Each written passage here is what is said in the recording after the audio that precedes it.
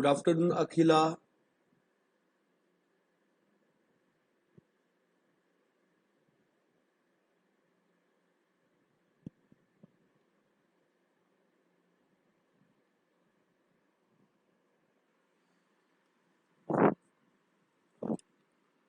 Good afternoon, Akhila. Good afternoon, Bhushan.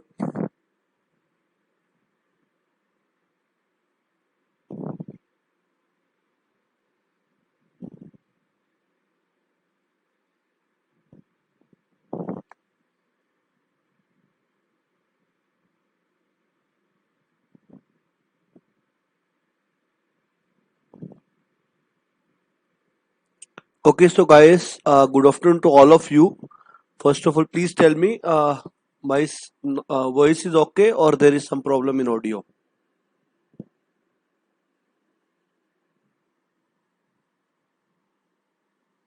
This is for engineering services. This class is for engineering services. Okay.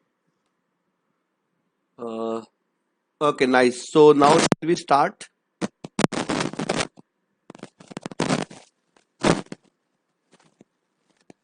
Okay. So guys, once again, good afternoon to all of you. No, it is not for GATE, it is for engineering services. Yes, Rohan. Basically, today there was no class for material science. That class has been shifted on Saturday. Okay. So, okay, let me work over that disturbance if disturbance is there. Just give me a minute.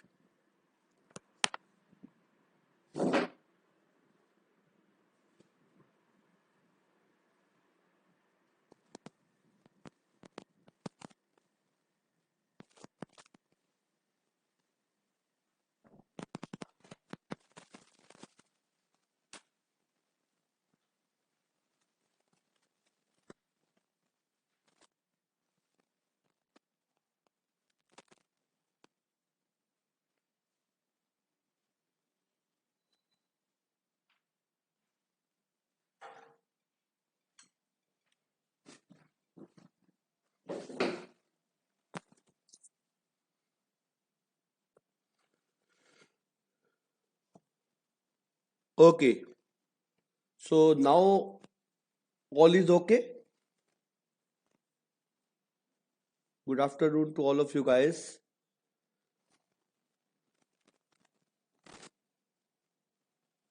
No, Sai Pritam class is just about to start.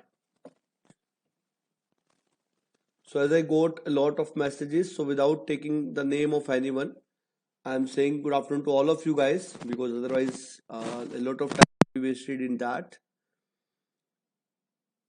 Okay, nice.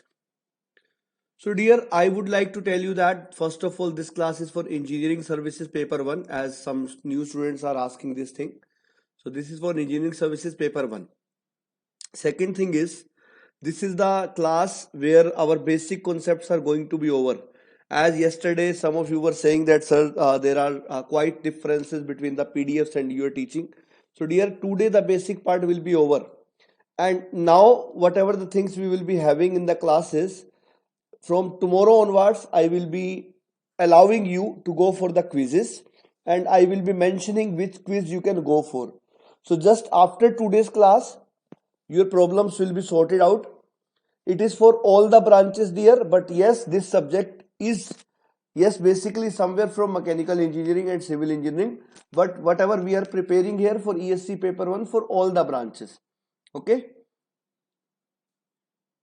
Webhub for IRMS, what you are talking about, for that soon you will be having a separate session over the GradeUp app. Okay, whenever some notification comes, GradeUp app you will be getting, and YouTube channel you will be getting the videos related to that. Okay, so don't worry about that. This is not for mechanical engineering, this is for all the branches of engineering as it is ESC paper 1. I will be providing you the PDFs also and PPTs also from tomorrow. As I said that this is the last basic class. After that, whatever we will be discussing, now the basic part is over. I will be providing you the PPTs and PDF for sure. Both the things will be provided to you. Okay. and from tomorrow onwards, whatever the class you will be having tomorrow, then I will be telling you for which quiz you can go for. Okay, so don't worry about that. So it is the last day of basics, and after that we will be having the quizzes and all you can go, and I will be telling you which quiz you shall go for this day and that day. Okay, we will go very systematically. Okay, dear. So this is the last day. Please bear with that because it is going to give you advantage only. So my way is different, but it is only for your advantage. Now let's start. Yesterday I taught you about past average method and moving average method. Okay.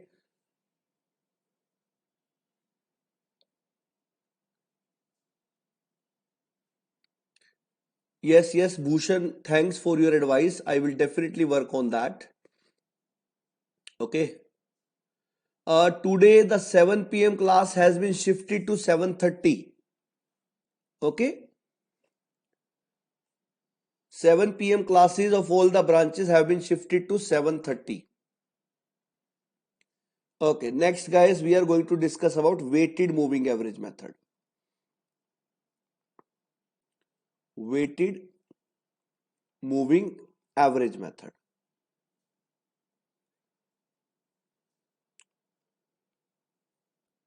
What do you mean by weighted moving average method? If you remember, in the moving average method, we were giving equal weightage to all the data. Like we were having the data for 2017 for the admission in an engineering college, let us say 450. In 2018, it was 420. In 2019, it was 410. In 2020, you need to go for the forecast. This is demand, this is forecast. So as it is, we are using as 3-year moving average. As we are using 3-year moving average, so for this data we want 3 demands. So first forecast will be for 4th period only. Here forecast is not feasible, not feasible, not feasible. This will be the first forecast.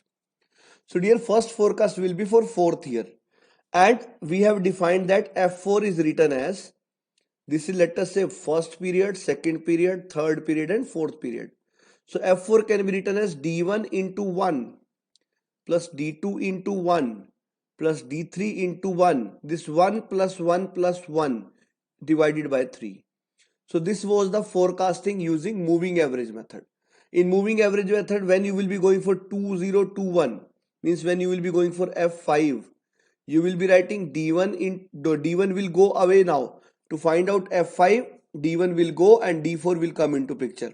Because in 2021, you will be knowing the actual demand of 2020, and then you will be writing here, this is D4 into 1 plus D3 into 1 plus D2 into 1 divided by 3. Means one data will go away and new data will come in. This is moving average method. So dear, now we are talking about weighted moving average. Here you can see I have given equal weight to D1, D2 and D3. Means according to me there are equal effect of D1, D2, D3 on F4. And similarly dear, in F5, D4, D3 and D2, these 3 demands were having the equal effect on the F5. Okay, that was my point in the previous class. Now weighted moving average says that if we are going to find out the forecast for 2021, it will be more dependent upon 2020, less depending upon 2019, much less depending upon 2018, much less dependent upon 2017. Means as you are going in the past, the effect or dependence will reduce. Dear, is there any problem? Please refresh your system because everything is going fine from my side. So the problem is from your side. Please refresh it. Kritika Agrawal, please refresh it. Okay. So dear, what weightage moving average method says? It says, for example, we are using 4-year weightage moving average. They are always 3-year, 4-year. weighted moving average you are using. You are using 4-year weighted moving average method. So you want to find out the forecasting for 2021, and you are knowing the demand for 2020, demand for 2019, demand for 2018, and demand for 2017. These four demands are known to you. As I told you, let us say 400 are the admission in 2020, 410 in 2019, 420 in 2018, and 450 in 2017. So for 2021, if you are going for forecasting, you know you are going for 4-year moving average. So just 4-year moving average means, if I ask you 4-year moving average you are talking about, so just add 4 plus 3 plus 2 plus 1. Means if it is n year moving average, I have just added n plus, n minus 1 plus, n minus 2 plus, up to 1. In other words, you can say that I have just added and taken the summation n. I have just taken the summation n. This thing is said to be summation n. So summation 4 will be 10 only. Is it okay or not? Is it okay or not? Guys, are you getting?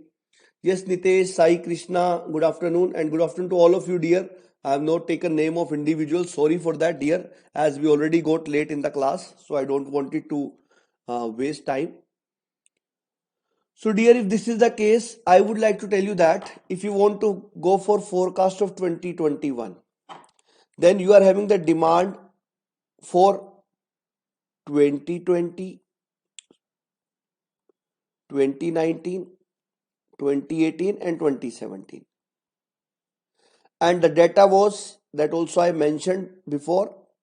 I am once again writing. It is 400, 410, 420 and 450.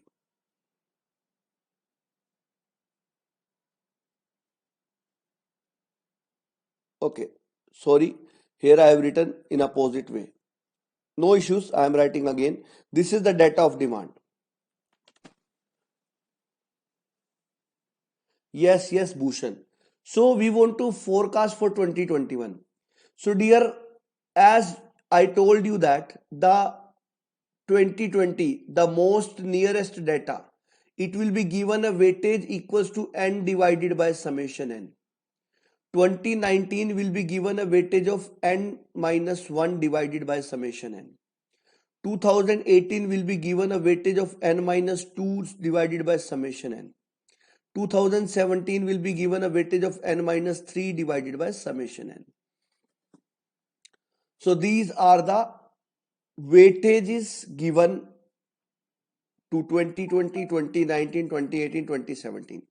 Like we are using 4-year moving average. So summation n is 10. N is 4. You will put 4 by 10.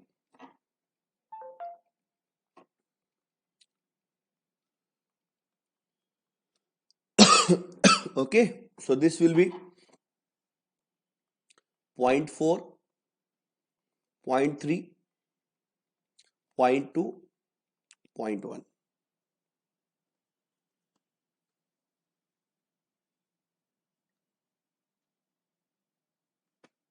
Okay. So how you will be writing forecast? You will be writing 0.4 into 400. 0.3 into 410. 0.2 into 420. 0.1 into 450. Now what we do in the previous case, we just add the weights. If you remember, we just add the weights. Like I have added 1 plus 1 plus 1. Here also I will be adding 0.4 plus 0.3 plus 0.2 plus 0.1. It will give you 1. And this will give you the forecast for 2021 using weighted moving average method. And when I am saying weighted moving average method, it simply means that when I will be going for forecasting of 2022, I will be using data of 2021, 2020, 2019 and 2018. Only these four.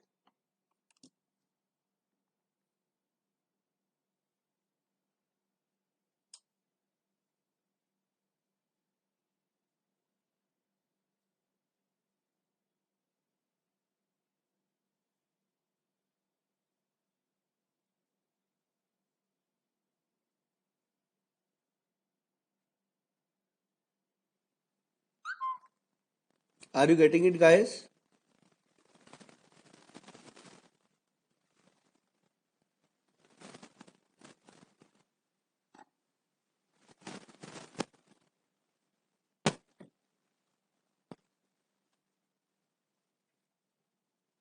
Yes, good, Karthik, Akhila, Bhushan.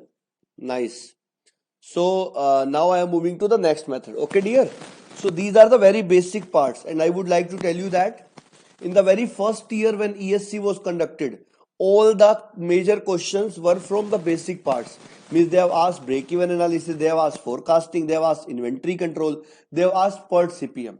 Okay, then after first year, they entered into the core part of project management, like what is product life cycle, what is that benefit cost ratio, what are basically the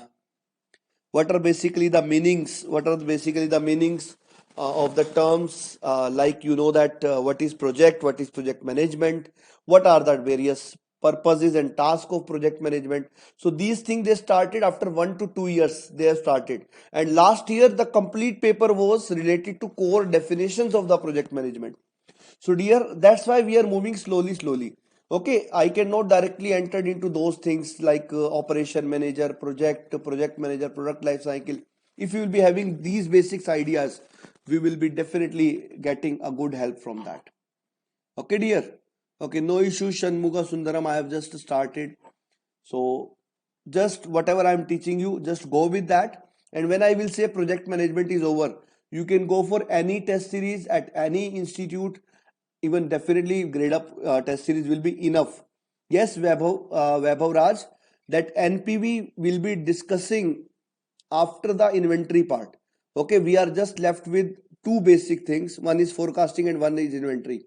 Then I will be discussing for NPV, benefit cost ratio. I know the class heading on dashboard will be showing this heading, but before knowing the basics, we cannot go into that. Okay, but we will be going, don't worry.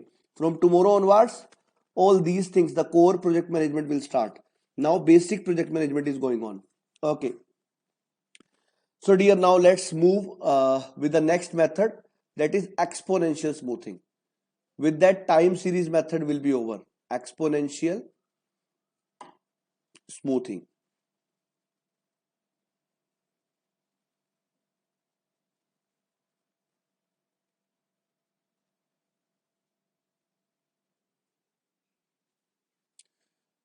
No, this is not the difference, Suman. What kind of difference you told? I already told you that like moving average also we can use for n year moving average. N may be 3, n may be 4, n may be 5, n may be anything. Similarly, weighted moving average is also taken as n year only.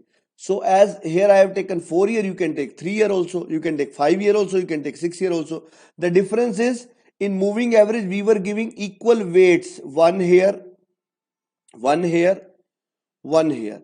But in weighted moving average, we are giving different weights like zero point 0.4 here, zero point 0.3 here, zero point 0.2 here, zero point 0.1 here. That is the difference.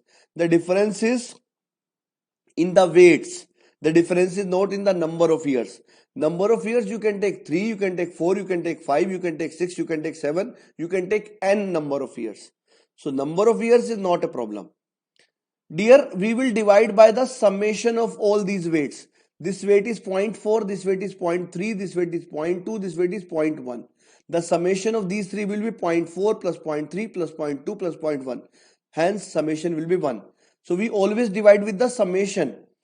That's why I have taught you, it simply shows that whatever I am teaching you, you are not very much interested in that. You feel that ये तो हमें आता है. So dear, why I was saying that this is 1 plus 1 plus 1 divided by 3? Because I want to make this into your habit.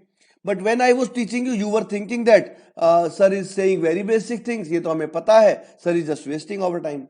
Dear, I was not doing that because whenever you will be attempting the paper now, they may give you a question in which they decide that you need to give weight this and this. They may say this you have to give a weight of 0.25, this you may have a gate to give a weight of 0.3, please give a weight of 0.33 to this, and they will be mentioning their weights. Then only you can find out average when you will be knowing this principle that we divide with the number which is the summation of weights only.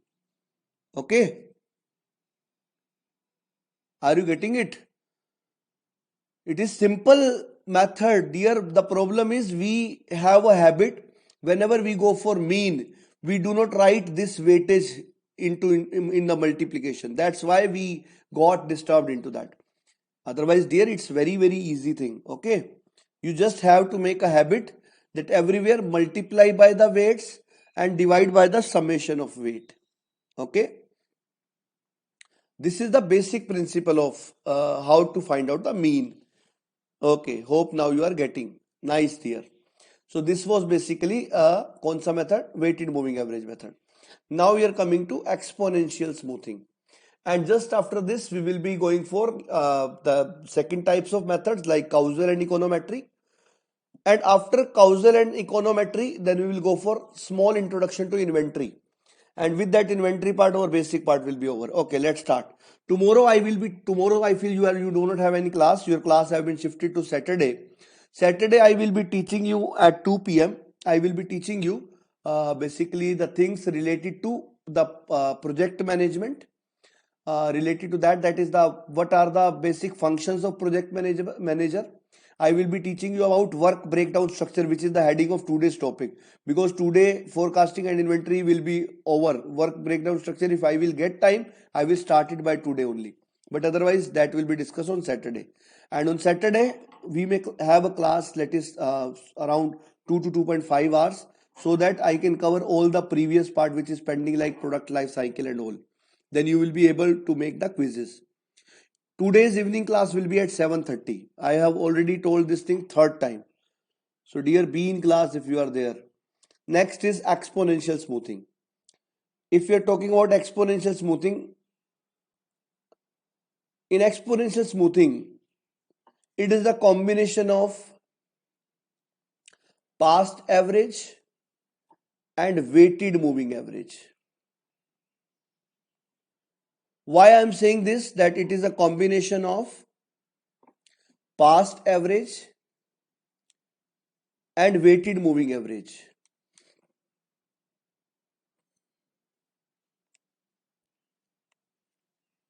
Past average and okay, Venkat, in that case I will be taking only for 2 hours. Okay, basically tomorrow I'm having some extra work, so that's why tomorrow class is not possible. Actually there are some other classes I'm having. So on Saturday we are having one class. Okay, don't worry, I will not feel you boring. You just attend my class, will be refreshing only for you. Okay, it is not going to be very much hectic. Okay. So past average and weighted moving average, the combination of these two. What was the principle of past average method? The principle of past average method was give equal weightage to all the previous data. Means we need to consider all previous data,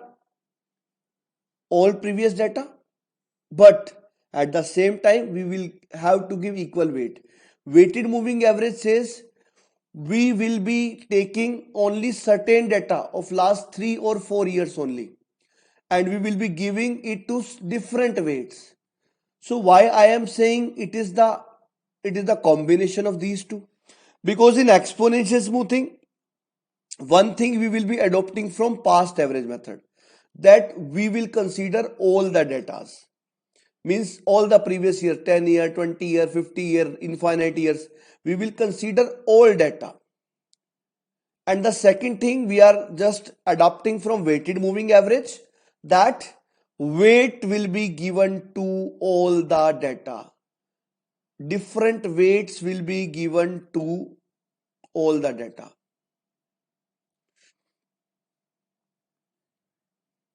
Okay, dear. So these are basically the points of discussion here. That was I wanted to tell you. Okay, dear. So first of all, we will consider all data. Second is different weights will be given to all the data. Now, what will be those different weights?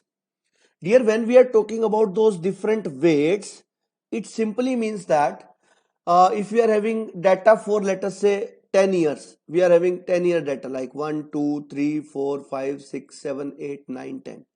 These are the datas. So to all the datas, we will be giving the weight in exponential decreasing order. Means this will be the exponential decreasing order.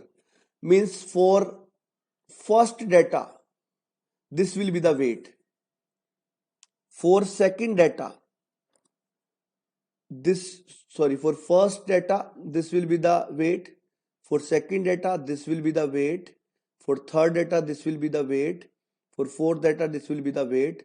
So like in this way, we will be giving weights. Or if you want to say, let us say we are going to forecast for ft. T is the time for which we are going to forecast. Then how this exponential decreasing order is described mathematically? It is like this. Alpha weight will be given to the demand of t minus 1 period. Alpha into alpha minus 1 will be given to the demand of t minus 2 period. Alpha into, sorry, it is not alpha minus 1, it is 1 minus alpha. Sorry dear, sometimes mistakes happen. I am also a human being. 1 minus alpha. Alpha into 1 minus alpha square sorry, will be the weight given to dt minus 3. Then alpha into 1 minus alpha cube will be given to dt minus 4, and so on.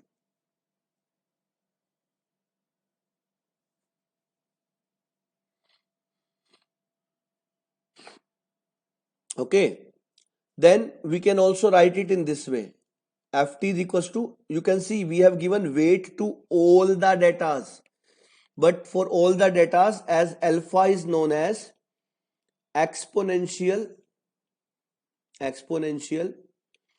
smoothing constant,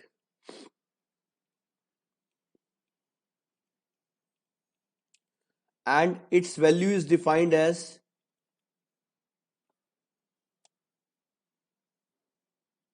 lying between 0 to 1.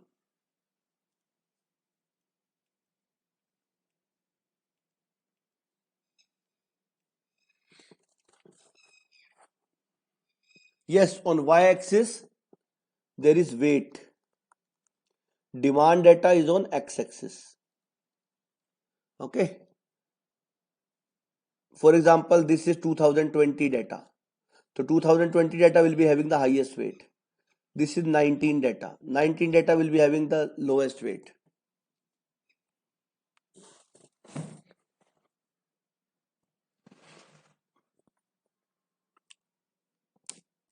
Okay dear, so this is basically alpha into dt minus 1, alpha into L1 minus alpha into dt minus 2. It is in this way.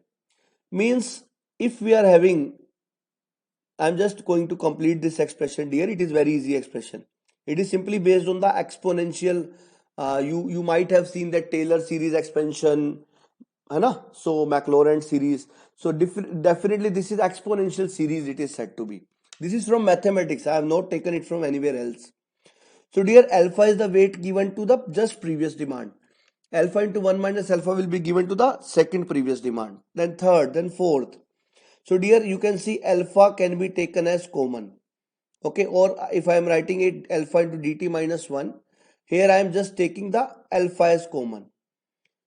Okay, even you can take alpha common from the complete also. That depends on you how you are going to take it. Okay, so if I am going to take alpha common from here only, then I will be getting dt minus 1 plus 1 minus alpha into dt minus 2. है ना? In this way also we can do. Okay, I am moving to the next slide to show you again. Let me write it again. I am writing ft was alpha times of dt, then plus alpha into 1 minus alpha times of dt minus 1. Sorry, this is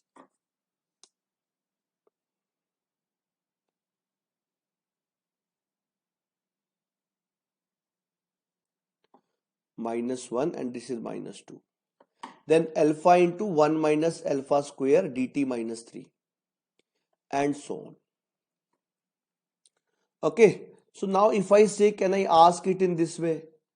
Alpha into dt minus 1 plus I am taking common 1 minus alpha. So here it will be alpha into dt minus 2 plus alpha into 1 minus alpha into dt minus 3 this.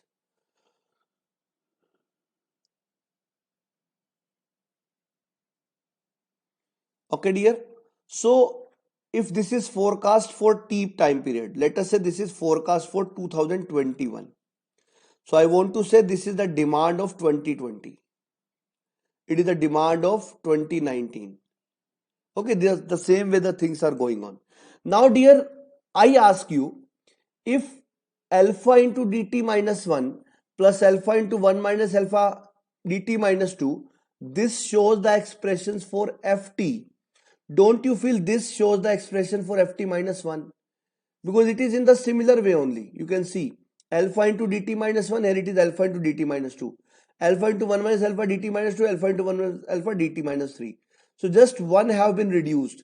So we can also write this equation to be ft as alpha into dt minus 1 plus 1 minus alpha into ft minus 1. I have just reduced the complete series into very simple way. So you can also write it as ft is equals to alpha dt minus 1 plus ft minus 1 minus alpha ft minus 1. You can also write it as ft as ft minus 1 plus alpha times dt minus 1 minus ft minus 1.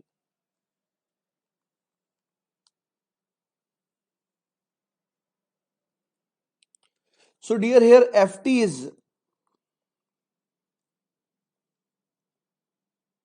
is forecast for t time period. ft minus 1 is forecast for t minus 1 time period. dt minus 1 is demand for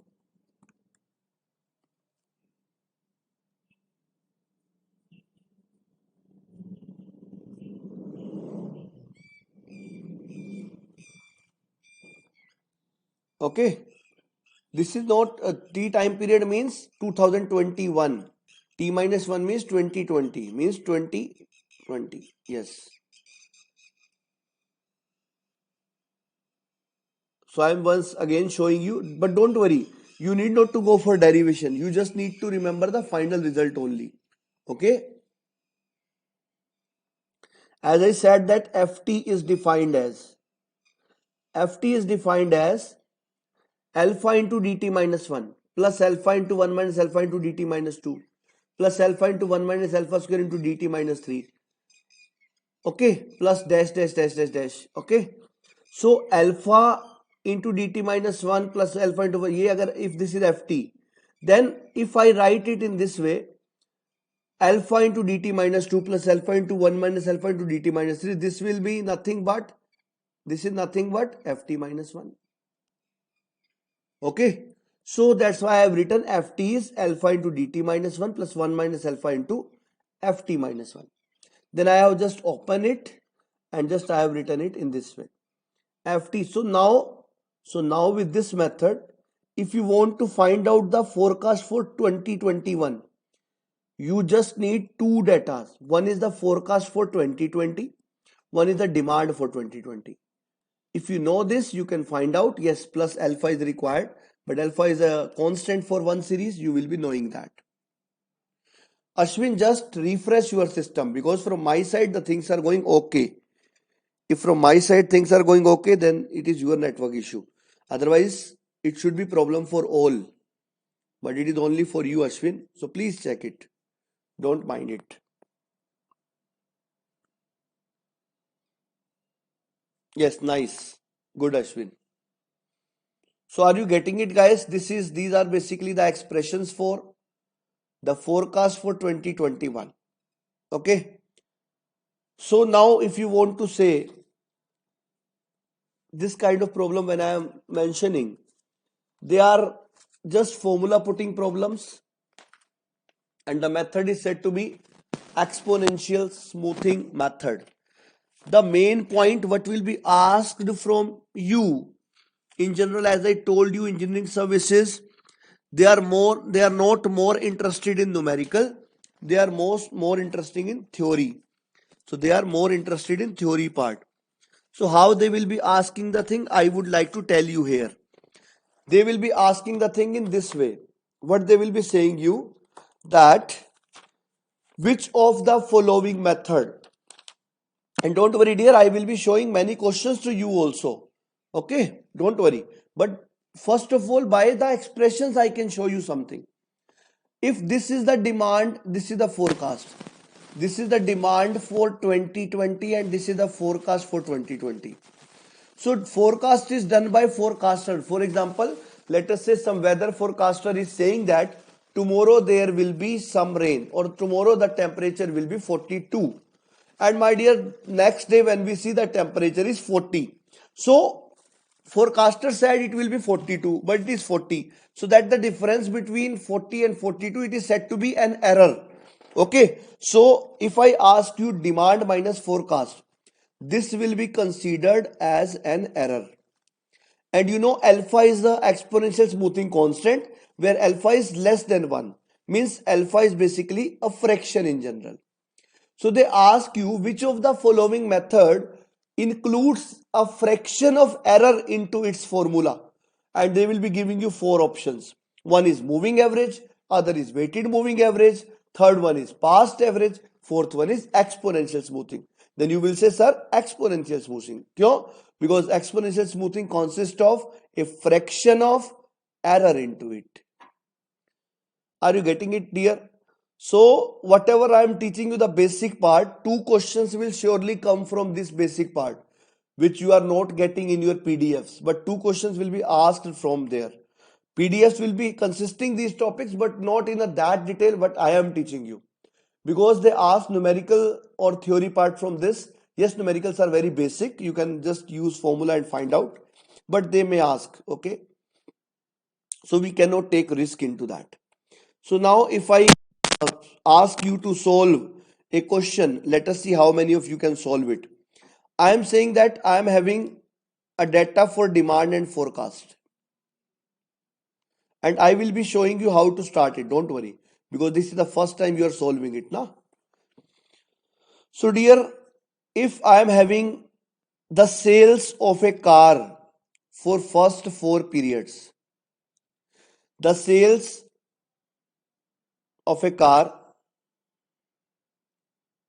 in the first 4 periods is like 70, 68, 82 and 95, and they are asking you forecast for the 5th period, forecast for the 5th period, and they are asking you to find out F5, and they are giving you alpha to be 0.4.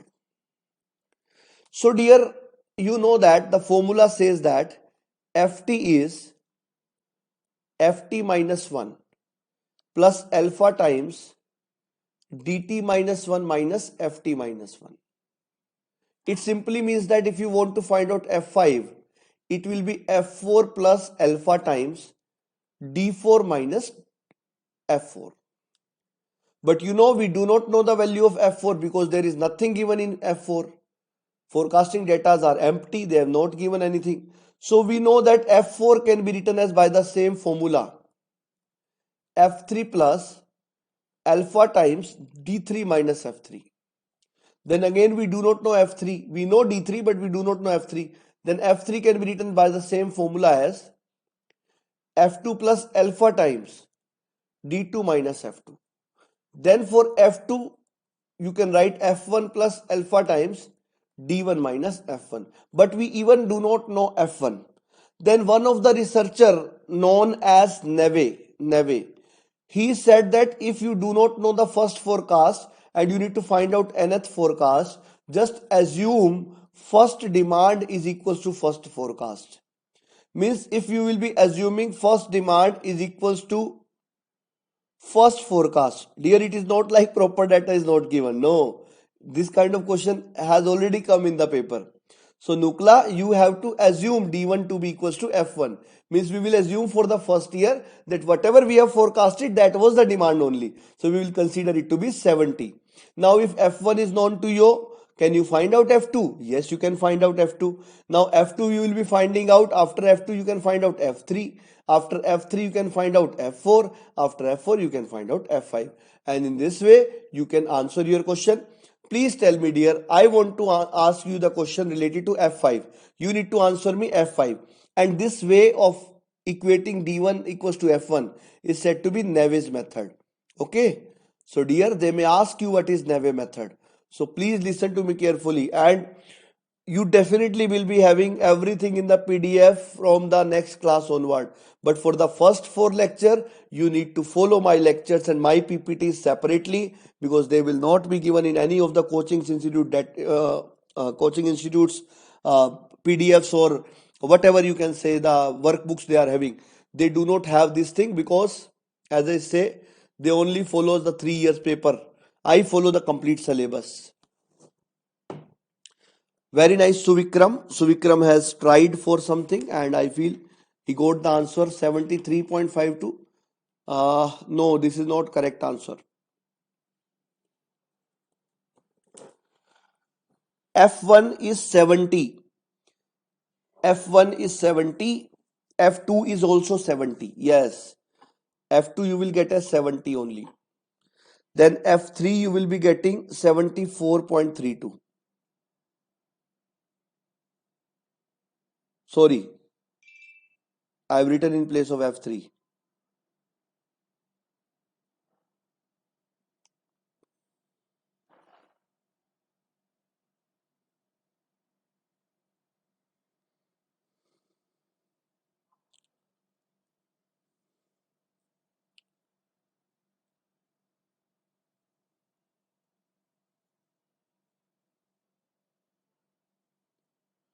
For F5,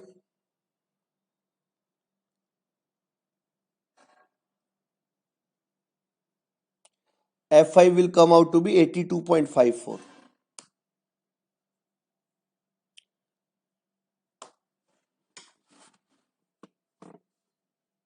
Yes, Nukla, very nice. You got the right answer. Same with the Sri Lakshmi. Vishnu also. Vishnu Priya. Nice. Good Nibha. Nice. Ramakrishna also good. So guys, are you comfortable with this kind of questions now? Will you be able to solve?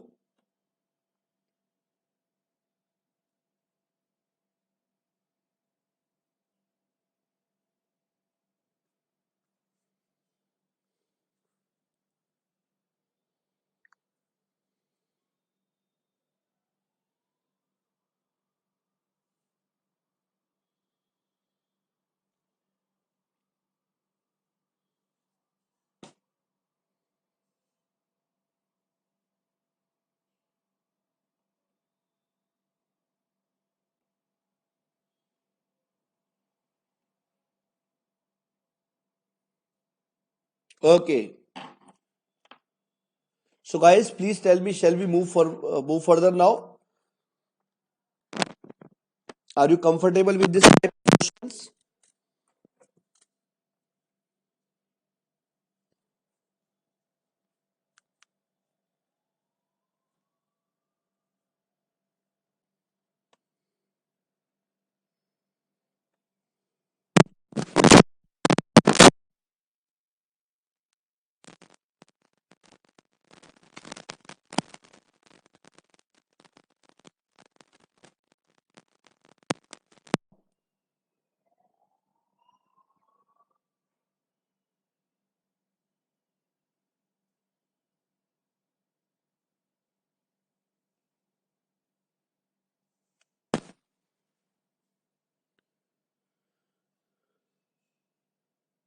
Dear, alpha was given to you, na? Alpha is not, you need to decide.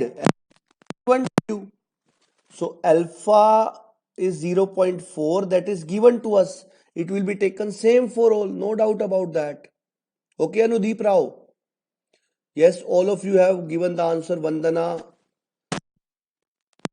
Rohan Patil, then Anshuman, Suman, Nidhi, Abhishek, Asha Devi, you please check. Your answer is not correct. Abhishek, Amisha, don't worry. In ESC paper 1, there are very less chances of such kind of numericals.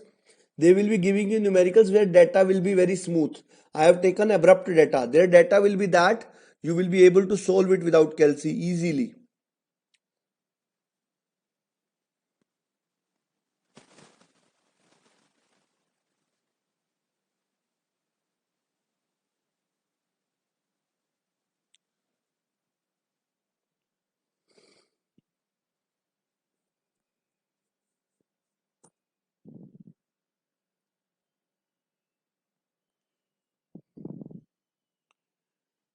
Okay. So in the previous slide, Anshuman, I taught you that they will ask this way. Which of the following method have fraction of error into its formula? Okay. So you can say that in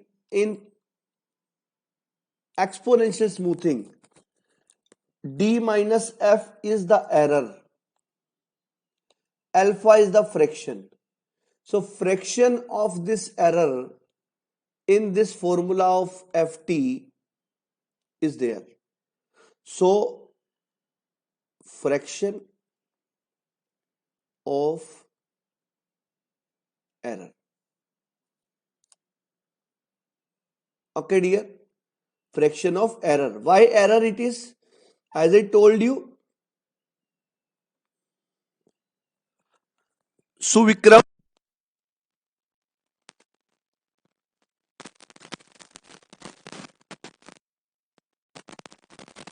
when you use this formula, because of alpha value, the weight to all of the datas are given.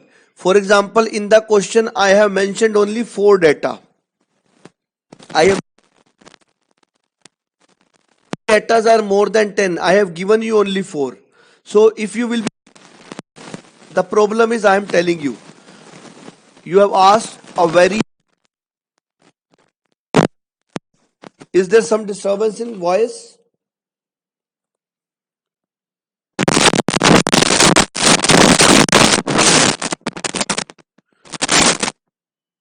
Now voice is okay, guys?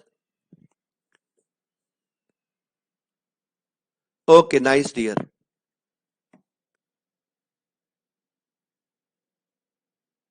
Okay, Bhushan, I will be contacting to the technical team. Sometimes disturbance are there. From yesterday only the problem is coming in the voice. So I already contacted technical team and they are working on that. Okay, sorry for the inconvenience, dear. Sometimes such kind of things occurs.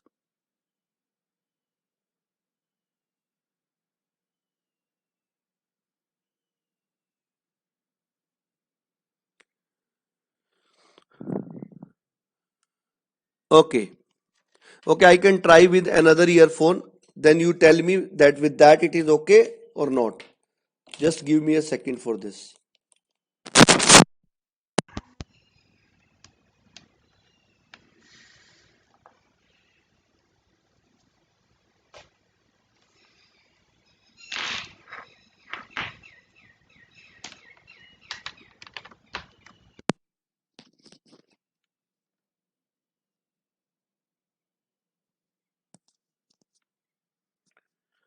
Now please tell me. Now is it okay? Yes, Suman, don't worry. Actually, I am working on that. Within 1 to 2 days, the problem will be resolved. Don't worry. Now is it coming okay? Please tell me that. I have changed the earphone.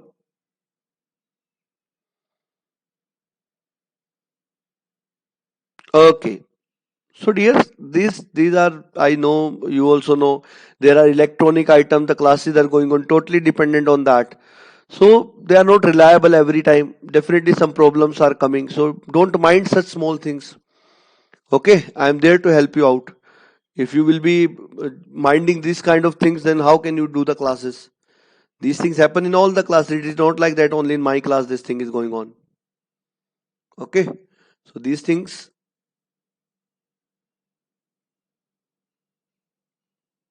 Okay. Okay, dear.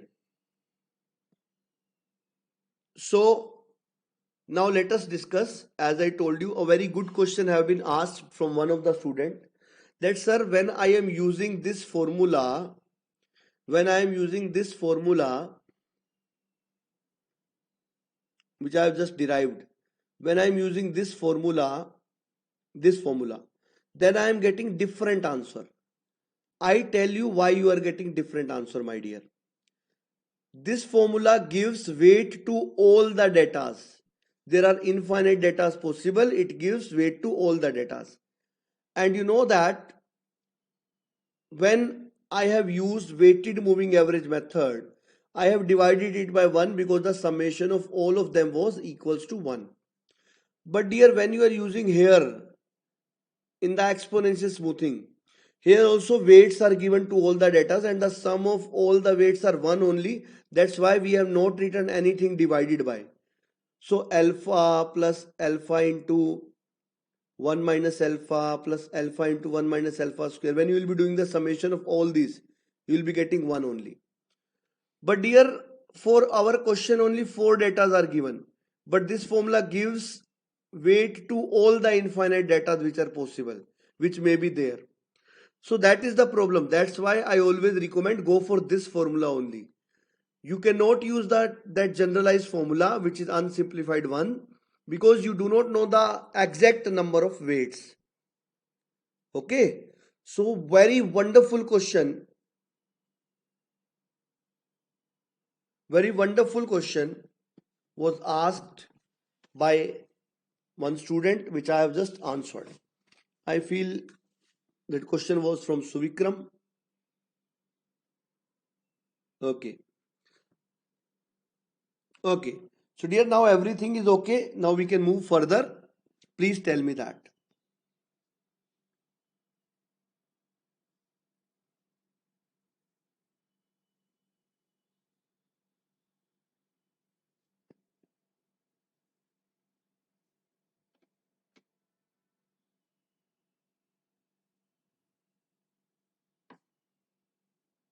Okay. Nice, nice dear. Now I am entering into the forecasting errors. That is more important than whatever we have discussed till now.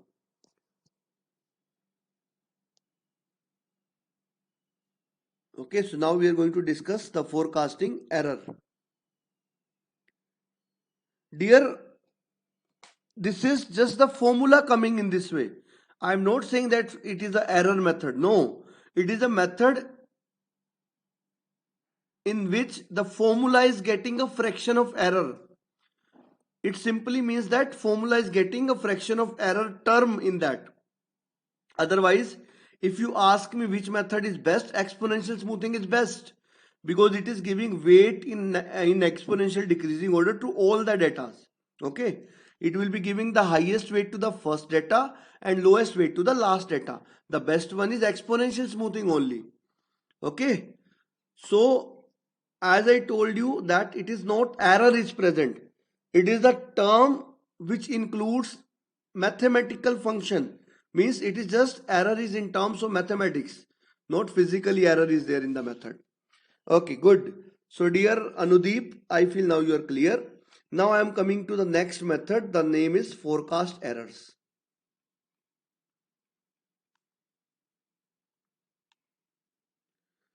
How smoothing constant is obtained if it is not given? Dear, exactly it will always be given to you. If it will not be given, it will be asked from you. And when it will be asked from you, then they will be saying that forecast from the 4-year moving average is equals to the forecast of exponential smoothing. So by equating, you will be getting alpha. And even I would like to, I didn't want to disclose that thing because that is from data book, but still I am telling you, in general, if we relate, but don't ask question into that because it is beyond your course. Exponential smoothing method, if we are going to take it equivalent to n years moving average, then alpha comes out to be 2 divided by n plus 1. When somebody says that exponential smoothing method is equivalent to 4 years moving average, then alpha will be 2 divided by 4 plus 1. But this you need not to remember. These kind of questions will not be asked from you. That is core industrial engineering. Dear Bhushan and all of you, whenever your video or audio gone, first try to refresh that, because the problem is from your side. Okay, you should try for that first. Okay, you just message it and I got disturbed from that. First try at your own, because problem may be from your side. As for my side, I am having already 3 devices in front of me. So whenever some problem comes, I came to know about that. So dear, I can go up to any extent you want, but there are some limitations up to which you need to prepare. So problem is not with mine, it is with your syllabus. I cannot tell you everything. Otherwise, if you will be asking, I will be giving you so much that you even cannot imagine. Okay. Now let us see forecast error. Forecast error. When we are talking about forecast error, we have already seen that we were saying D minus F to be a kind of error only. D minus F to be a kind of error only. So when we are saying that D minus F is a kind of error, but there are still a lot types of forecast errors are defined. And dear, whenever you see anywhere, they will be just saying you to remember these formulas. But I am going to give you some basics by which you need not to remember any formulas. For example, if somewhere mean word is used, mean word is used, then you just need to do the summation of all the error divided by n. Divided by n. If they say you absolute, you just take the mode of that error. Okay. If they say you just running sum means it is a summation only. You just sum up all the errors. Okay. For example, let us say the first type of error is known as mean absolute deviation, and it was asked first time in the first ESC paper. It is mean absolute deviation. So when we are talking about mean absolute deviation, first of all, deviation means error. Deviation means error. And error means D minus F. Actual demand minus forecaster, what he has forecasted. So dear, if I am saying mean absolute deviation, first of all, mean means summation I is equals to 1 to n, summation of all the errors di minus fi. Now it is absolute. Absolute means take mode of that. And mean means divided by n. So this is something mean absolute deviation.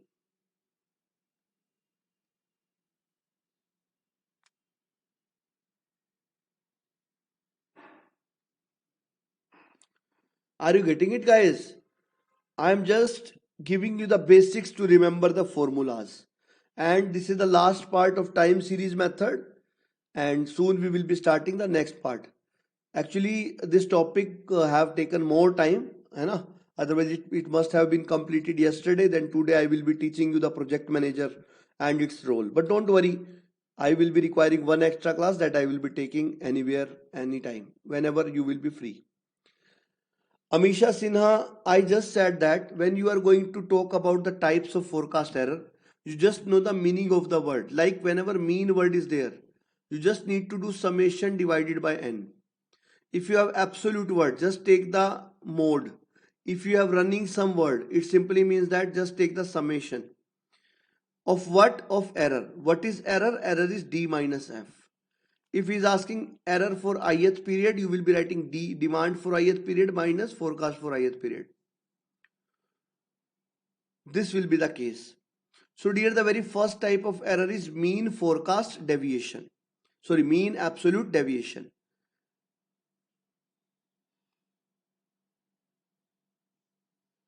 N means number of periods. N means number of periods.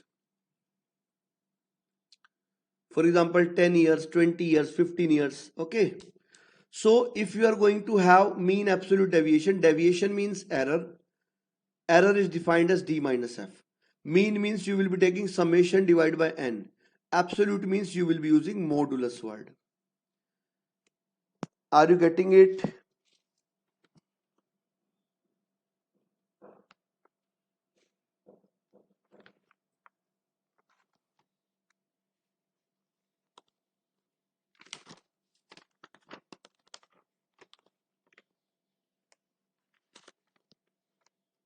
Very nice. Second is mean forecast error. Forecast error is nothing but d minus f. Mean you know. So I will be writing mean forecast error to be summation I is equals to 1 to n di minus fi. This time there is no mode as no absolute word is there.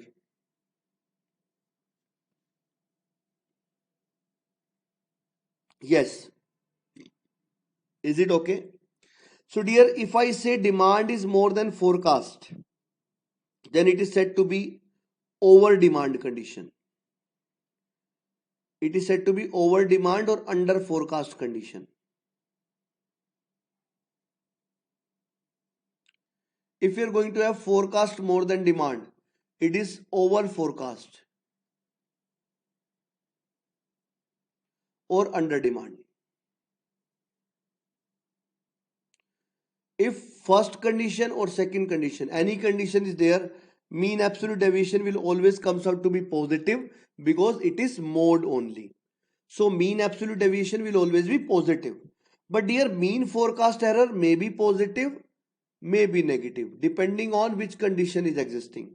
So it means mean forecast error separates these condition, as it will say that if demand is more than forecast, mean forecast error will be positive. Forecast more than demand, it will be negative. Means it biased between the two condition. That's why it is also known as biased error. Biased, you know na meaning, bhedbhav, different behavior with different peoples. Whereas mean absolute deviation is said to be unbiased error.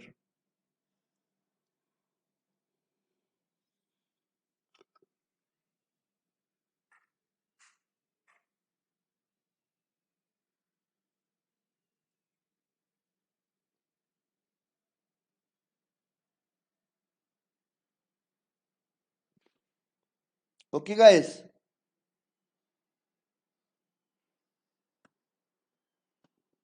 Nice.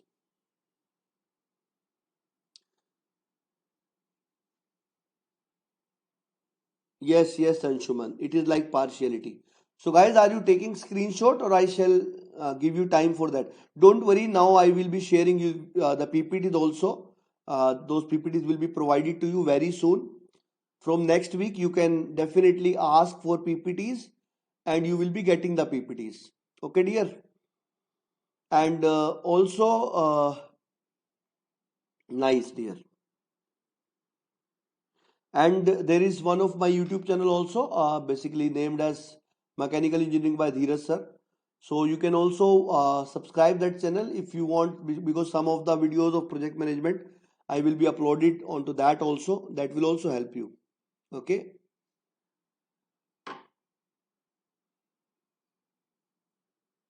Yes, Krishna Panda, we will be sharing with you for every class.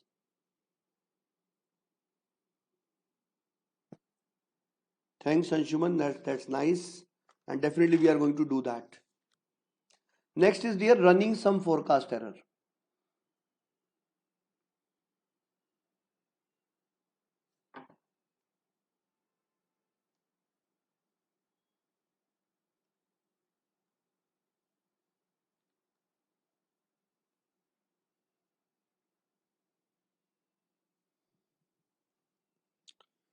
Dear, just when you will be searching on YouTube mechanical engineering by Dheeraj sir, you will be getting this very easily. Okay, because for that, otherwise I need to share it. Okay, first try it, otherwise I will share it.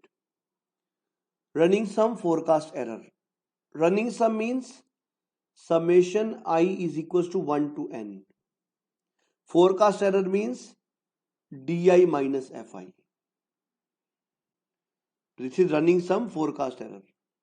Fourth one is mean square error.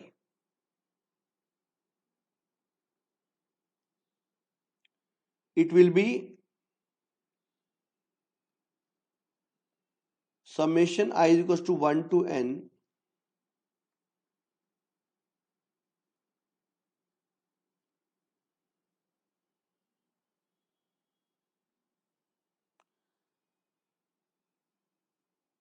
if you feel that, dear, mean square error, it is summation I is equals to 1 to n divided by n, but it is square because it is mean. For mean I have made this thing, and for square I have just squared the error. So things are very easy. If you follow me, dear, things are very easy.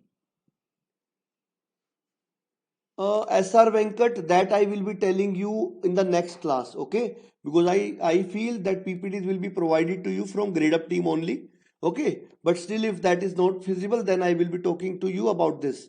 Then we will be having this kind of thing. No issues, okay? Nice, dear.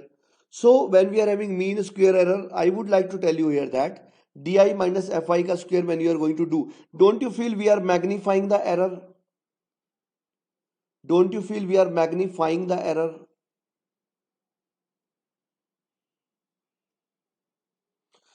So mean square error is preferred always because it is magnifying the error.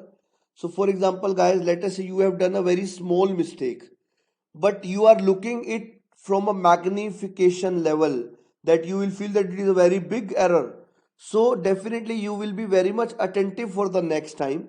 For example, what we do sometime, we just put the time in your watches 10 minutes ahead, so that whenever we are getting late by 5 minutes, we feel that we are getting late by 15 minutes. This is known as magnifying of error, and by doing that we can reduce our errors. So that is the reason. So I already told you, Rohan, that whatever the question you have asked, that was, I was saying that why it is preferred, that means that was basically the reason for that. Okay, dear. So now I am coming to the fifth error, that is mean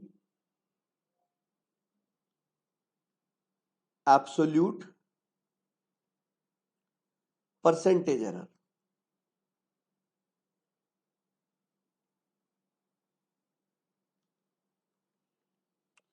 When we are talking about that mean absolute percentage error, it is related to this summation I is equals to 1 to n. This is mean. Absolute means mode. Percentage means di minus fi divide by di into 100. Okay, guys, this is mean absolute percentage error. The last one, my dear, is tracking signal. Tracking signal is basically very important term, dear, because tracking signal will tell you whether your forecast is okay or not, means whether you shall have that forecaster or you shall just fire him.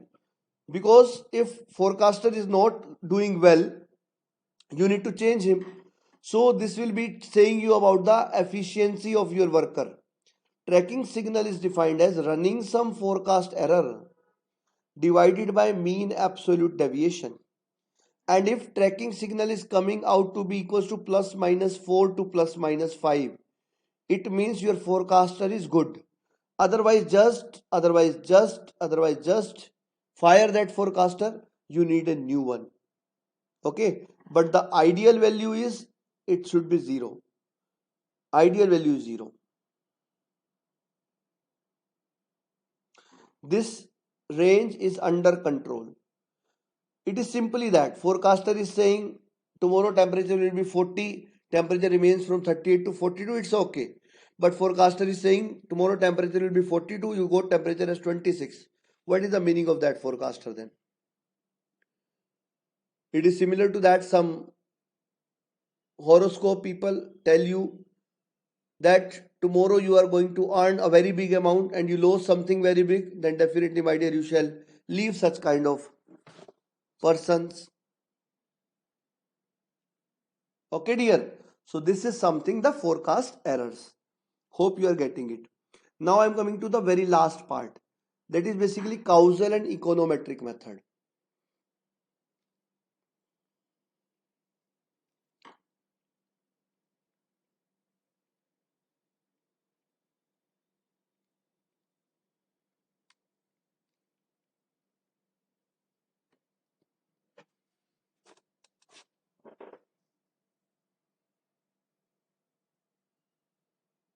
Okay. Causal and econometry. As causal means cause and effect. Causal means cause and effect. What do you mean by cause and effect?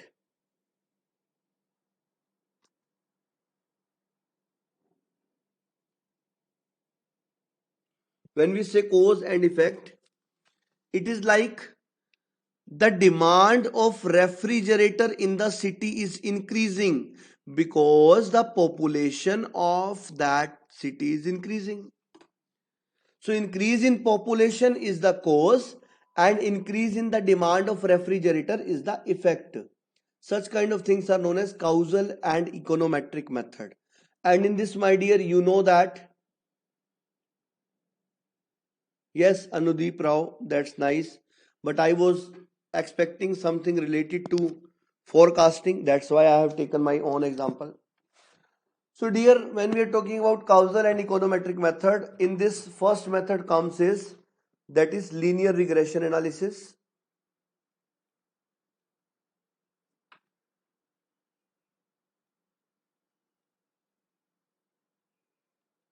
And second method is correlation coefficient. Here we write one parameter as a function of another. For example, if you have the variation of x with respect to y in this manner, for example, for this x, we are having this as y. You can see that this, all the parameters, all the values are nearly fitting on a straight line. So as they are nearly fitting on a straight line, and you know this is a straight line of equals to y is equals to x type. It is a straight line of y is equals to x type. So I will be saying that correlation coefficient is 1 plus 1. Correlation coefficient is plus 1. Okay. Similarly, if I got the data of y and x in this way, this is one data, this is another, this is third, this is fourth, this is like this kind of data. This time also data are coming on a straight line, and this straight line is of type y is equals to minus x. Gamma is equals to minus 1. Okay. Okay, dear, this is something known as basically correlation coefficient, which relates between y and x. Y as dependent variable, x as independent variable. And if they show you data in this way, that for this x, y is something, this, sometime this, sometime this, sometime this, sometime this, sometime this, there is no clear relation. You will say gamma is 0. There is no relation. And if you are talking about the linear regression analysis, when we are talking about linear regression analysis, we always try to fit the data into a straight line. In linear regression analysis, we always try to fit the data into a straight line basically. For example, let us say we are having the data between y and x. Those are similar techniques. We are having the data between y and x like this. Some data is this one, some data is this one, some data is this one, like this. So it is shown like a curve like this if I join these data. We try to fit it on a line of best fit. We try to make a line which is nearby to all these data, and this line is said to be the line of best fit. Line of best fit. then it is said to be linear regression analysis. I know these things are quite boring, but dear, these are the last part which are boring. Then we will be entering into inventory, and after that the core project management will start. This was the basic one. In core project management, I will be teaching you product life cycle, project manager, operation manager, difference between them, task of project manager, duties of project manager, what are the various auditing are done for a project, what are the various permissions to be taken for a project. Okay, those things we will be entering into. Okay, so these are just basic things. We are going to enter into core things from tomorrow's lecture. So dear, what we do in linear regression analysis, we just assume a straight line y is equal to mx plus c. Then we just take summation. When you will be taking summation, it will become summation y, summation mx plus summation c. It can also be written as summation y, m summation x as m is constant, plus c summation 1 as c is also constant. So summation y can be written as m summation x. Summation 1 is nothing but n. Equation 2. This is equation 1. I am just showing it here. Now I say just multiply equation 1 with x. Xy is equals to mx square plus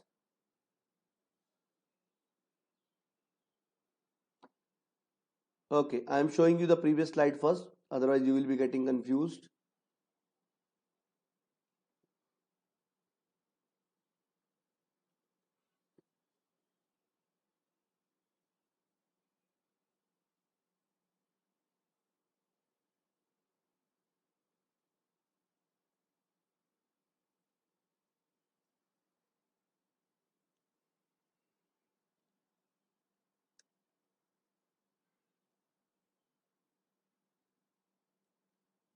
Okay.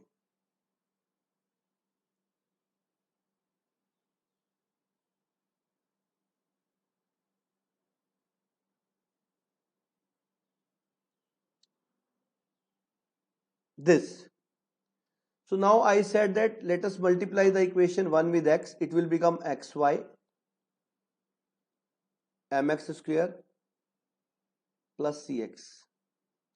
Then take the summation again. Ramesh Mohan, least square method is the specialization of this method. This is not least square. Least square is specialization of this.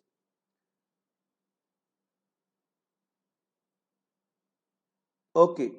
Summation xy is m summation x square plus c summation x. Okay dear. So this is equation 2. When you will be solving equation 1 and 2, you will be getting m and c values. And once you will be getting m and c values, just put into that, you will get the straight line equation. And then for any value of x, you can find out any value of y. For example, when you will be calculating, m will comes out to be equals to summation x into summation y minus n times summation xy divided by summation x square minus n times summation x square. C will be coming out summation y minus a summation x divided by n. So by knowing m and c, you can write out y is equals to mx plus c. For any x, you can find out y. This is linear regression analysis. And in this complete equation, if summation x is going to be 0, then it is said to be least square method. So least square method is not in your syllabus. I was not about to teach you that, but some students have asked out, so I need to interrupt into that. Otherwise, some students are very clever. They feel that, sir, do not know about this. So dear sir, know about everything. You can ask anything. But yes, there are some restriction on your syllabus. That's why I need to restrict myself.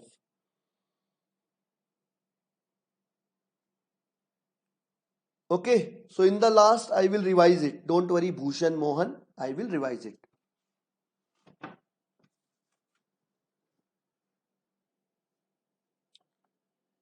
So guys, take the screenshot. With this, forecasting is over.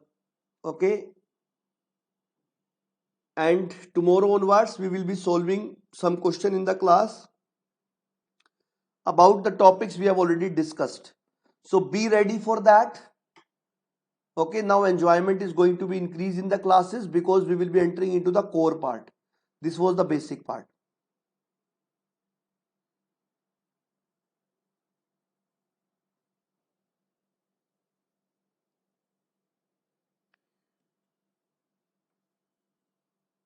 Okay, sorry, it is not A, it is M. It is M. Nice, dear. Good, good Aniket Mukherjee. Very nice.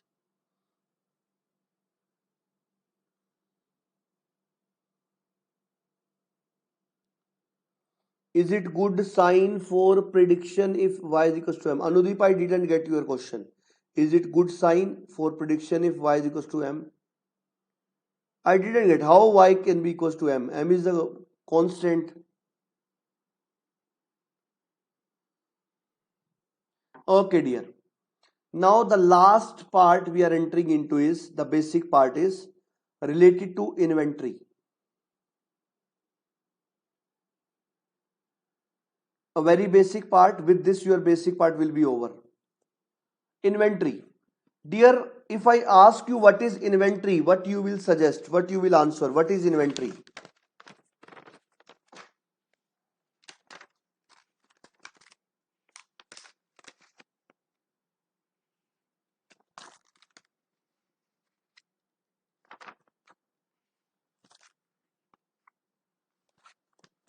Okay, Nukla.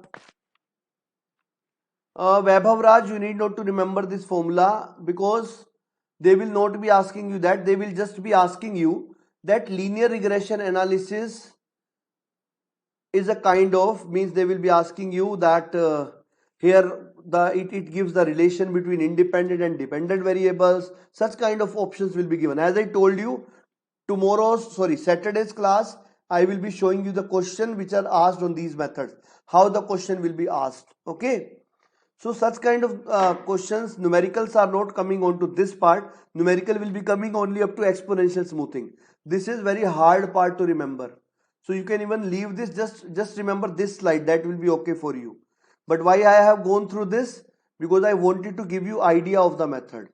Okay, because nowadays I have also heard from some of the students that during interviews also they ask some things related to paper one. So I wanted to make you very much clear. That's why I told you this thing. Otherwise, this derivation you can skip. You can skip. It is not required for paper one. So Anudeep Rao is saying inventory is warehouse. Then Balaji is saying goods in stocks. The storage of essentials, stock of accessible materials, the list of items available in disposal. Okay, raw materials, Sanchit Singh, items, warehouse. Okay, these are the answer you have given. Okay, I will be coming on to that. First of all, I am explaining it again as per the request of Bhushan and Nukla. Y is equals to mx plus c. We are assuming. Why we are assuming the data is very abrupt like this. So we thought to make a line of best fit. Then we make a line, and I am saying that I will try to make a line on which every data will be available. Means this curve can be assumed to be this line.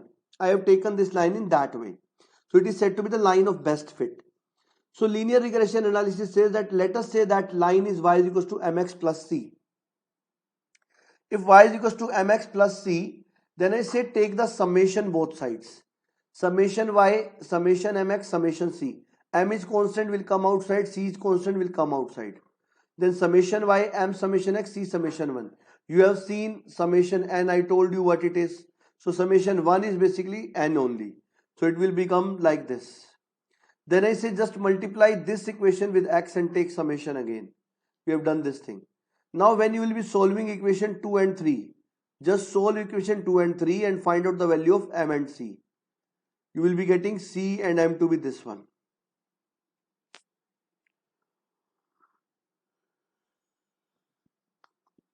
After knowing m and c, you will get y is equals to mx plus c equation.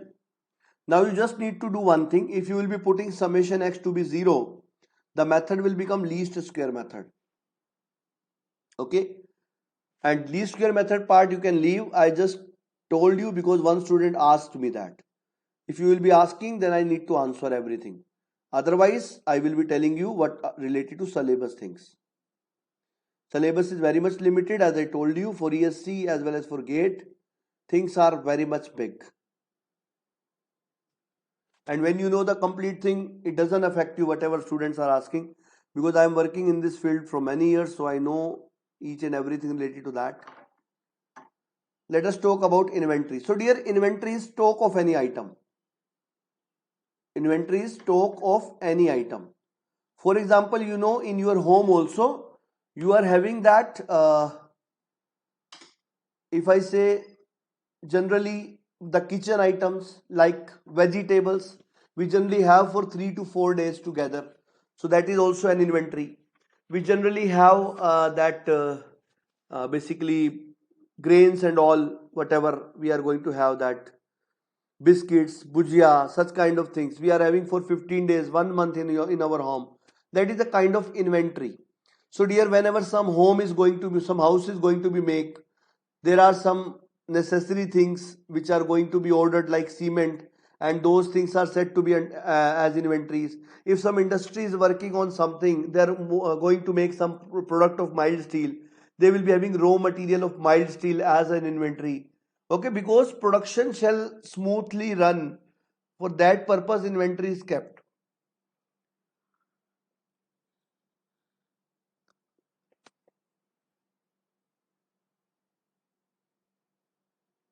Anudeep, vegetables for lockdown is a specific example. Inventory in general also we are having. Okay. For example, you know that whenever we are talking about this, if some guests are going to come to our home, we will take many things for them in advance. You know, we have all the time some of the peoples have cold drinks at their home if some guest comes, or some of the peoples whose work is like that, that guest keeps on coming, they may have some kind of things for that for always. Okay, there are some shops, some companies which have such kind of inventories. Even the manufacturing industries, for example, they are making some product of mild steel, they will be having raw material of mild steel inventory, they will be having oil and grease inventory, coolant inventory, all kind of inventory they will be keeping. So dear, inventory is the stock of any item or resources which is definitely having some economic value and held for later use. It means I want to say that inventory is having some economic value, because if you are going to purchase some inventory, definitely you are going to spend some money, and my dear, that money is going to be blocked for that inventory which you are having.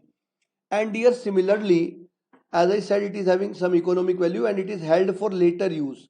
Means when we are saying it to be inventory, it is not in use, held for later use. If you are saying that it is an inventory, it simply means that you are not using it. And if you are using it, it is not inventory. For example, let us say I have 5 earphone as a stock. So I am not using 5 earphone daily. I am using 1 earphone today. When it will be damaged, I will be using the second one. So dear, this is called an inventory only. And whenever I am using the first one, out of 5, inventory is only 4. Okay, so inventory is not in use basically. If something is in use, it is not inventory. Even when you take food, you do not go to purchase that, whenever you say that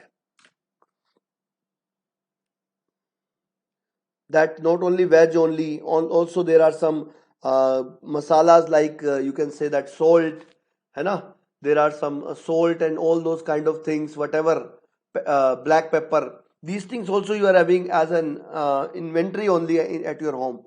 So everything you kept as for later use, it is an inventory.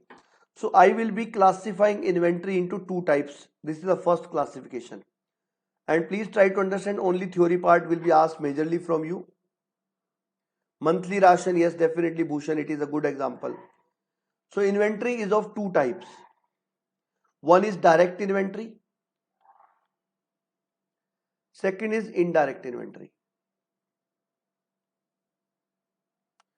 Direct inventory, when we are talking about, guys, direct inventory when we are talking about, it is that which is going to be the part of the final product.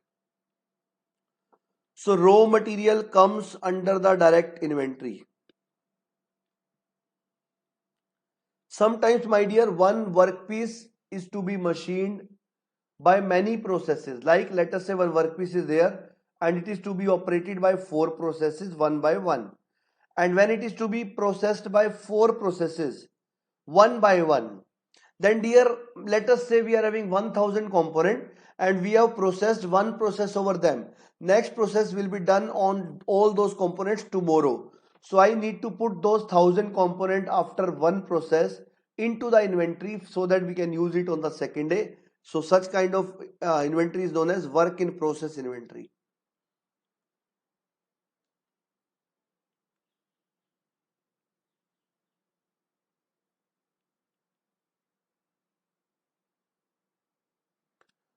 Next year, when you're going to use that work in process inventory, after that, every operation when it is performed onto this, the work becomes ready, but finishing process is still pending.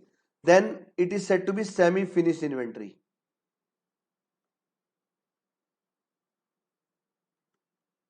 After finishing, when the product is ready, let us say we need to send an order of 3000 units. We are prepared with 1000 units today.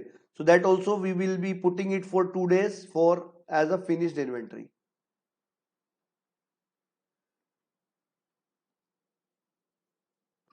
Indirect inventories are those which are not the part of final product, like oil, grease, lubricant, cotton, blades.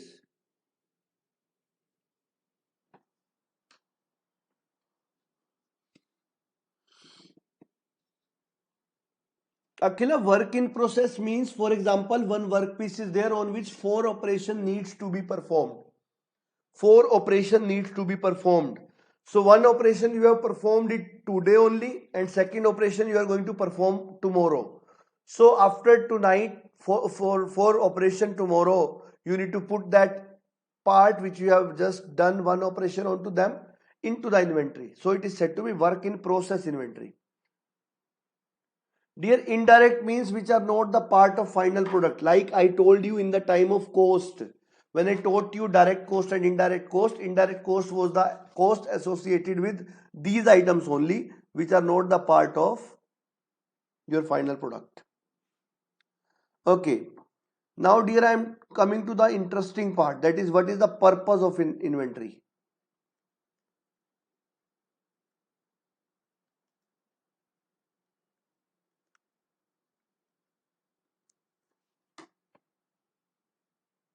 What is the purpose of inventory?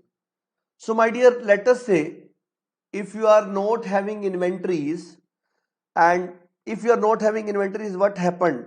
If delivery of the essentials is not on time, okay, let us say if that thing is coming late, your production will stop then, है ना? If you will be taking the component raw material, you will be taking and you will be starting production. All the time you are doing the same thing, then my dear, there will be some day when you will not be getting the raw material on time, and on that day definitely your production is going to stop and it will be a huge loss, because your workers will be empty but they will be asking for the salary. So you need to pay the salary without work. So dear, for smooth and continuous run of production system,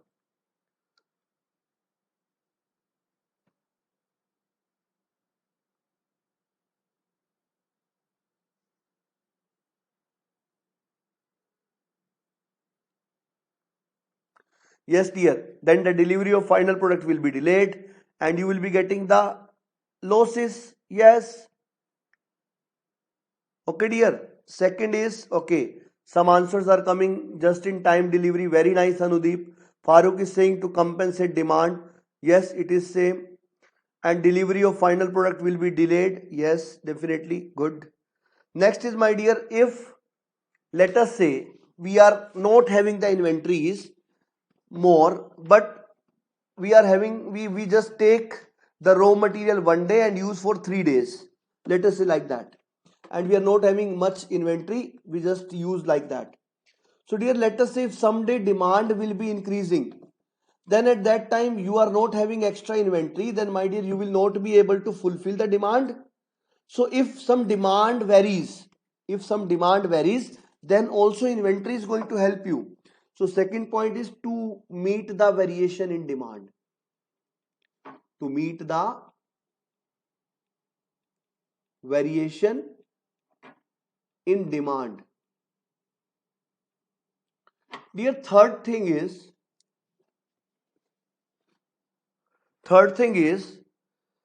if there is something known as lead time.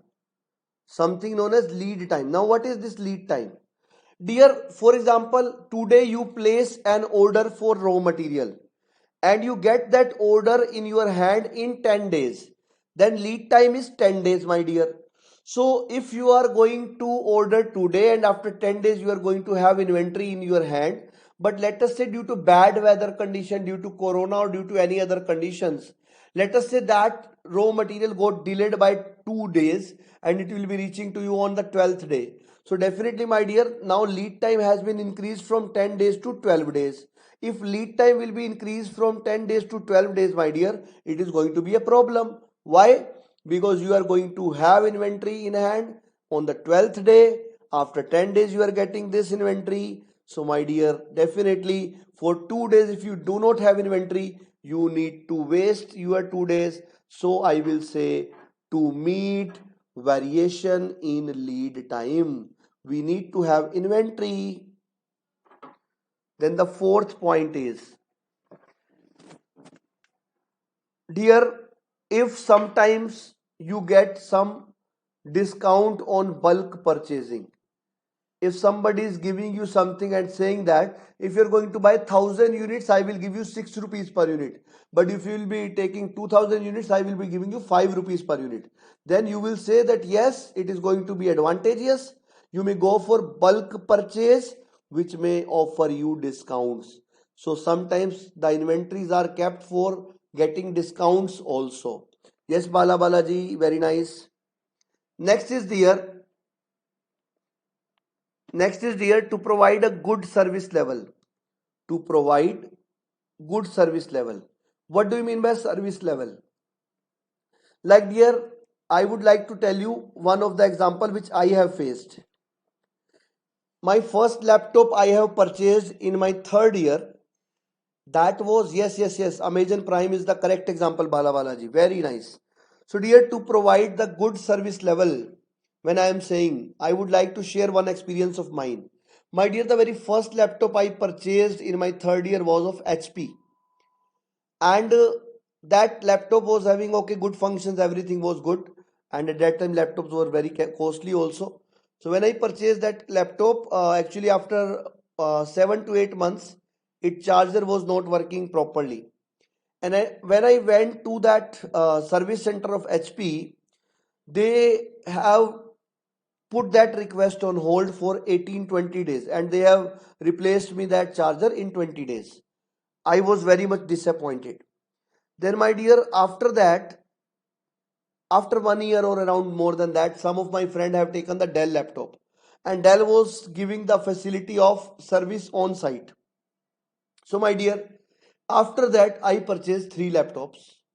All of them were from Dell only, because Dell was having such kind of facility that if any problem comes, you just have a call, and in the second day they will be coming to your home and they will be changing the component whatever is required. So that is the best thing about that Dell. That's why. So this is something known as providing services at good level. Okay. So good service level is the next thing which you can do if inventory is there with you.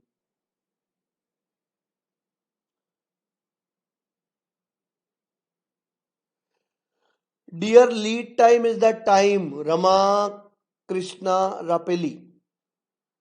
Lead time is the time, for example, I am going to order something today and I am going to get it after 10 to 12 days. Because obviously, when you will be ordering something, you will be getting that thing after some days only, no?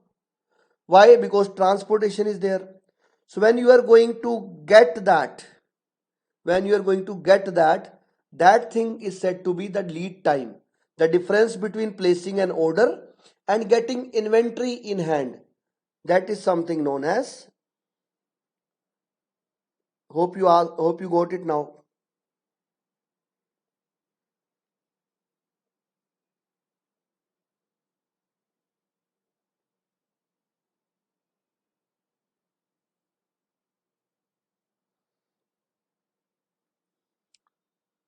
Yes, you can say it's delivery time. Nice. So dear, these are the things why inventory is required. Just we are going to complete it today. It is a very small part which is left. Then interesting things will start from the next class. Next is there are various costs associated with the inventory.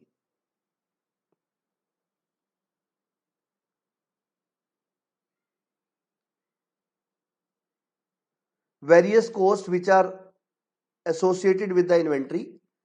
The very first type of cost is nominal cost.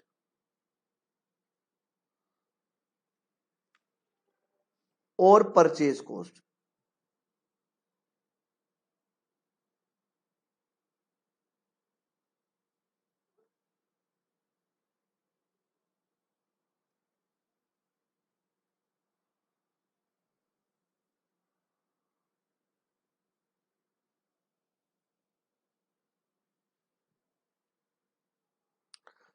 Dear, whether you are going to have inventory or not, this cost you need to pay always.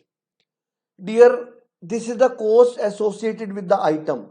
Let us say I am saying CP is the price per unit, and let us say D is your annual demand. D is your annual demand. Then dear, D into CP is your purchase cost.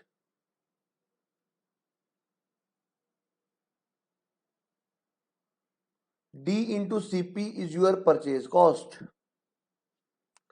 So if D into CP is our purchase cost or nominal cost, it you need to pay always whether you are going to have inventory or not. Why? If you are going to have inventory, let us say we want 12,000 units, 12,000 units per year. And my dear, if you are going to purchase these 12,000 units like 1,000 units per month, then also you need to pay for that. If you are going to purchase, let us say if it is 1,000 unit per month, so 1,000 by 30 units per day, then also you need to pay for the same. If you are going to purchase this 2,000 after every 2 months, then also you need to pay this. So dear, this cost is always there, always present, whether you get inventory or not. So this is the cost you need to pay always.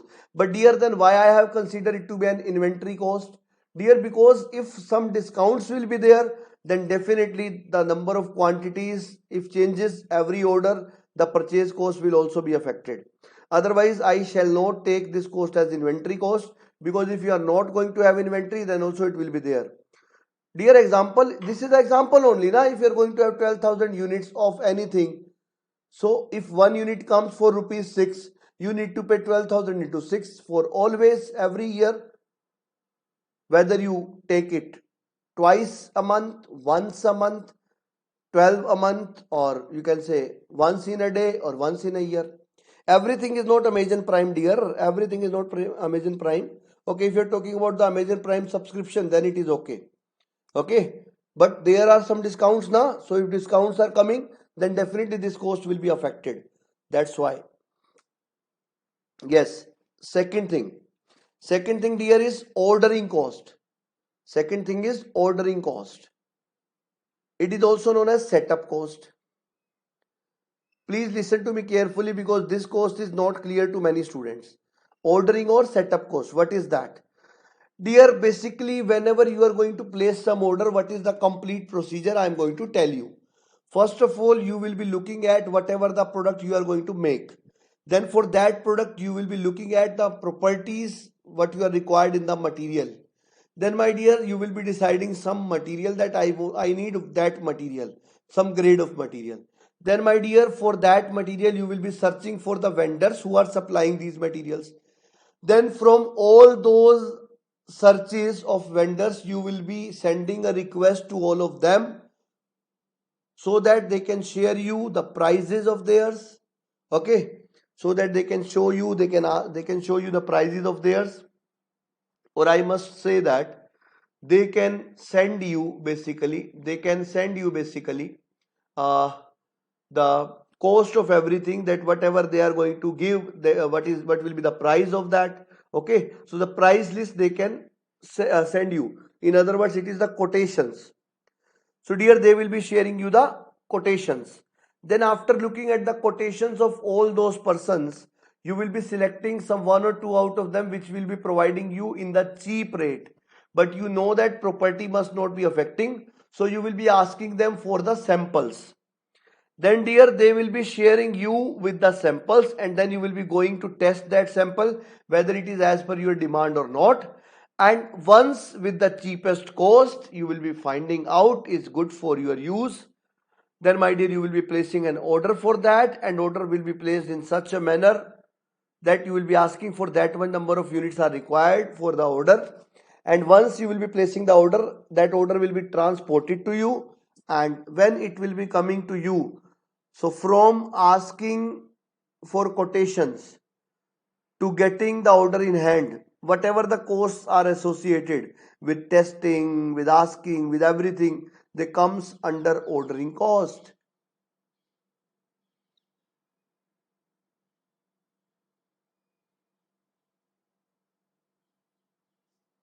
Okay, they comes under ordering cost. So dear, when we find out ordering cost, it is defined in this way. Let us say D is the annual demand, we have already assumed. Q is the ordered quantity. Every time we are going to order Q quantity. So C naught is the ordering cost per order. So the unit is rupees per order. So ordering cost will be annual demand by ordering quantity, because this will be the number of orders, into ordering cost per order.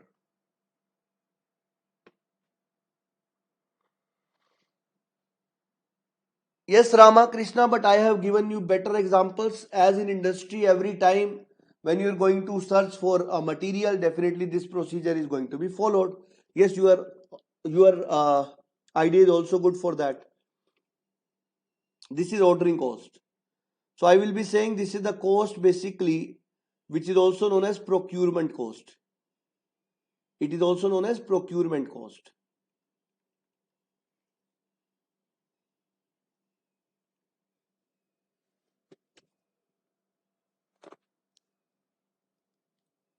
This is also known as procurement cost. Next is, my dear, holding cost.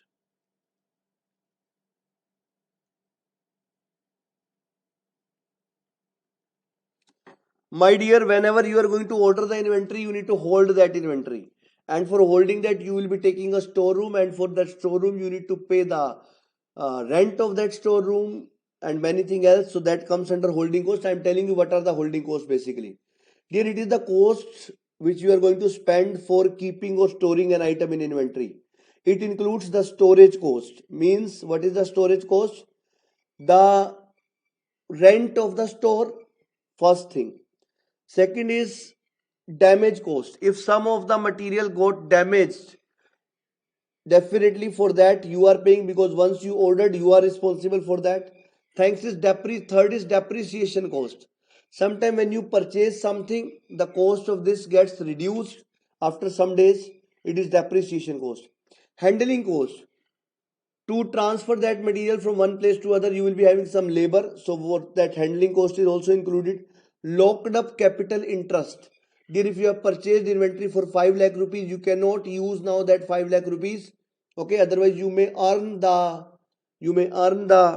that interest on those 5 lakh rupees. So locked up capital interest. Second is insurance. Sometime you go for insurance also. Insurance cost, everything comes under holding cost. Ordering cost and delivery cost is same, sir. Yes, dear, they are same, but ordering cost is somehow much vaster, because in ordering cost the testing also include, transportation is included, as well as quotation asking is also included. So it is somewhere more than that. Transportation cost is a part of ordering cost. Okay, ordering includes the testing of materials also, chasing the order also, and also asking for quotation. Everything comes under that. Okay, dear. So when I am talking about holding cost, it includes storage cost. It includes damage cost. It includes depreciation cost.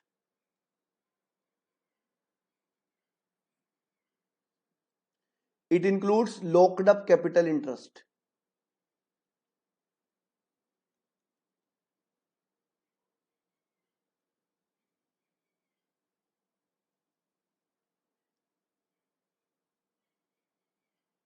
It includes handling cost.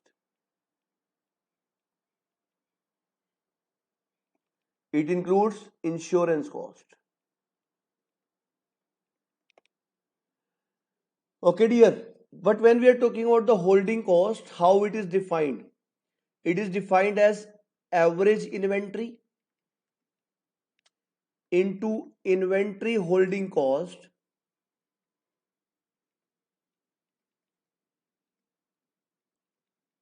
per unit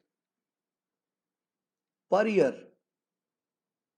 Dear, locked up capital interest means if you are going to purchase the inventory for 5 lakh rupees, those 5 lakh rupees now you cannot use anywhere else, and even you cannot earn the interest on that.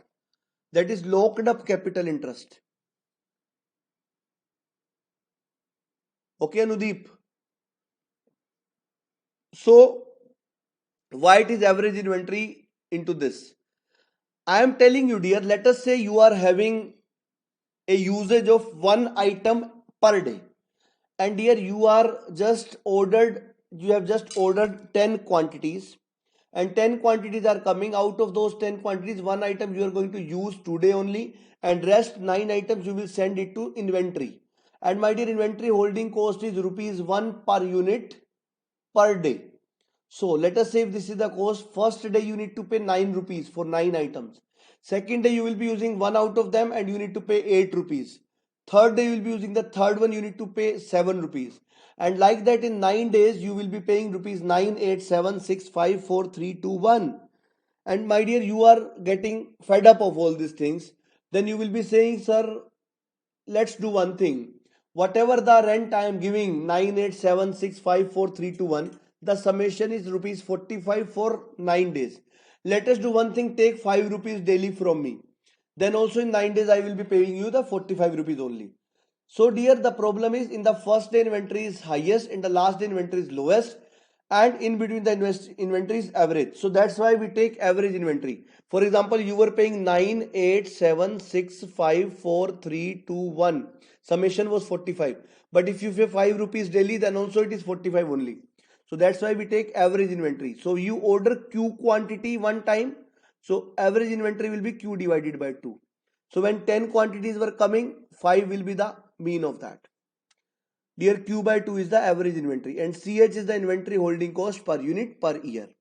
So this is said to be holding cost.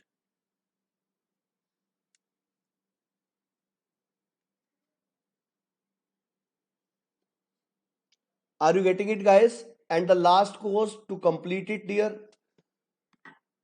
that is shortage cost.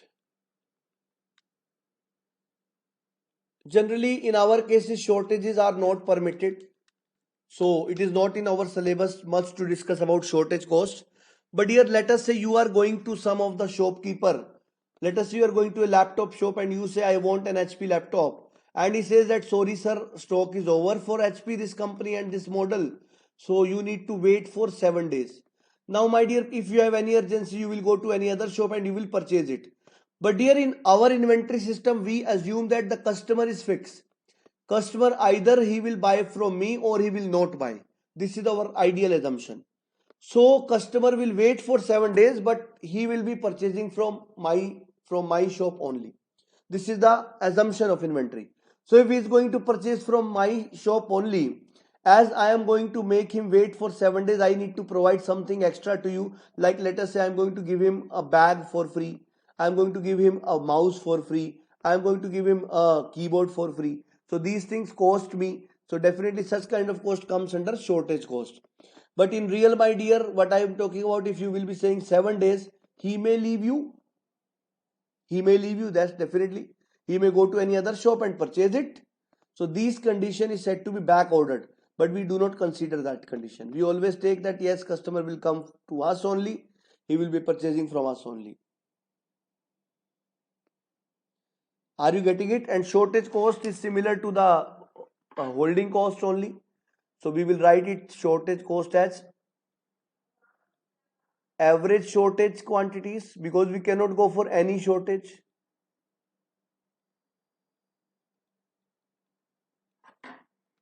Into shortage cost per unit per year.